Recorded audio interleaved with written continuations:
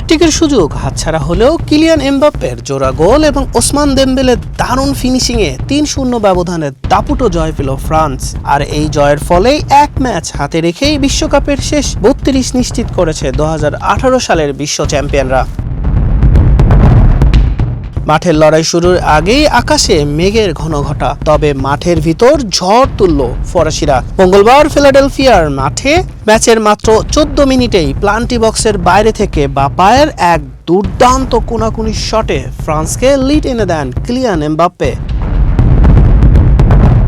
৫৪ মিনিটে ইরাকি গোলকিপার বাসিলের এক মারাত্মক ভুলের সুযোগ নিয়ে নিজের এবং দলের দ্বিতীয় গোলটি করেন এমবাপ্পে। আর এই গোলেই ইতিহাস ছুঁয়ে ফেললেন ফরাসি ফরওয়ার্ড। মাত্র ২৭ বছর বয়সে দেশের হয়ে শততম ম্যাচ খেলতে নামেন। বিশ্বকাপে ১৬টি গোল করে জার্মানির কিংবদন্তি মিরোস্লাভ ক্লোসার রেকর্ডকে স্পর্শ করেন এই পিএসজি তারকা।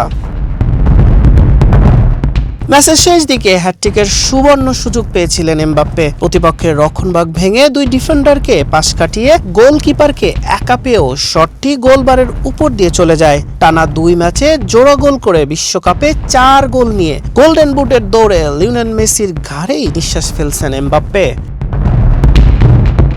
এমবাপ্পের হ্যাটট্রিক না হওয়ার আক্ষেপ ৬৬ মিনিটে দূর করেন ওসমানে দেমবেলে। মাইকেল অলিসের চমৎকার পাস থেকে বল জালে জড়ান তিনি।